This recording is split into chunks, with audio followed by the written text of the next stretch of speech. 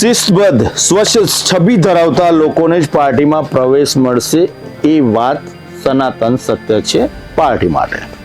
પરંતુ કોઈના પર આરોપ પણ લાગ્યો હોય અથવા તે સામેલ પણ હોય, કોઈ ગામમાં જઈને ભયનો આતંક ફેલાવો, સાથે સાથે તોડફોડ કરવી, વાહનોને આચંપી કરવી, ધમકી આપવી અને મારામારી કરવી, આટલા બધા જો ચોક્કસ આરોપ લાગ્યા હોય ને તે સંદર્ભે ધરપકડ થતી હોય અને એનું રિકન્સ્ટ્રક્શન થતું હોય તો કિસાન મોરચાની અંદર એ વ્યક્તિને પદ કે જગ્યા કેવી રીતના આપી શકીએ તેવી ચર્ચા પાર્ટી લેવલ પર તેજ બની છે.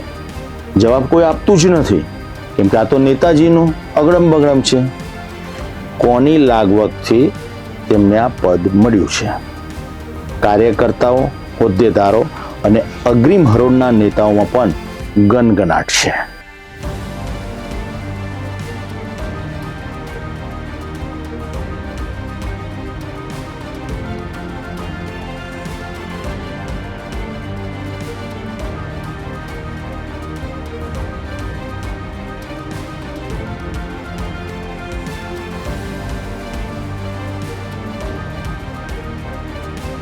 પ્રાપ્ત વિગતો મુજબ સાવલી તાલુકાના લામડાપુરા ગામે ગત 14 જૂનની રાત્રે થયેલા ઝઘડાના બનાવમાં વાહનોની તોડફોડ અને ધમકી આપવાના આક્ષેપો સાથે મંજુસર પોલીસે 7 જેટલા આરોપીઓની ધરપકડ કરી હતી.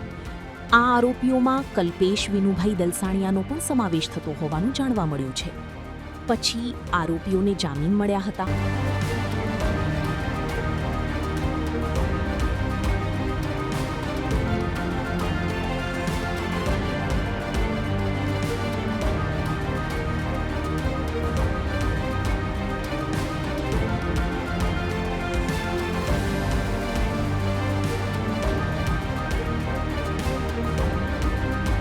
ચર્ચાનો વિષય એ બન્યો છે કે જામીન મળ્યાના બીજા જ દિવસે જિલ્લા ભાજપ પ્રમુખ ડોક્ટર બીજે બ્રહ્મભટ્ટ દ્વારા જાહેર કરાયેલા કિસાન મોરચાના હોદ્દેદારોની યાદીમાં કલ્પેશ દલસાણિયાને તાલુકા કિસાન મોરચાના ઉપપ્રમુખ તરીકે જવાબદારી સોંપવામાં આવી હતી. જે બાદ સ્થાનિક રાજકીય મોરચી ચર્ચાઓ શરૂ થઈ ગઈ છે.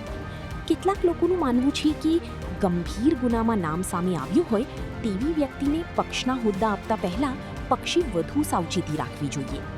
જ્યારે પક્ષના સમર્થકોનું કહેવું છે કે આરોપી હોવું અને દોષિત ઠરવું બંને અલગ બાબતો છે અને કોર્ટ દ્વારા દોષિત જાહેર ન થાય ત્યાં સુધી વ્યક્તિ નિર્દોષ માનવામાં આવે છે.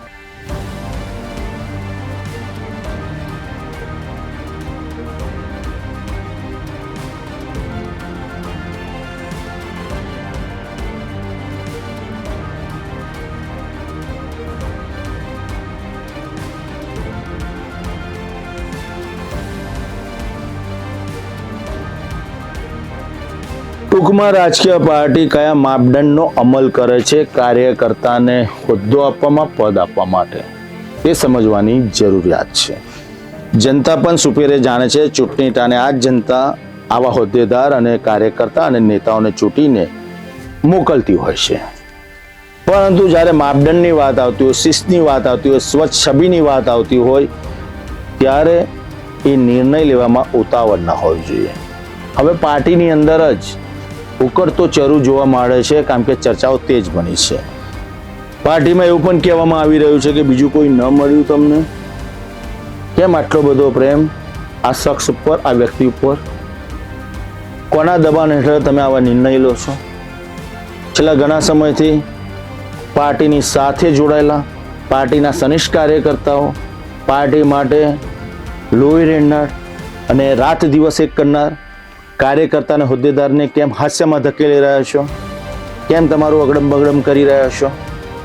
આવા સવાલો સાંભળવા મળી રહ્યા છે અને ઉઠી પણ રહ્યા છે.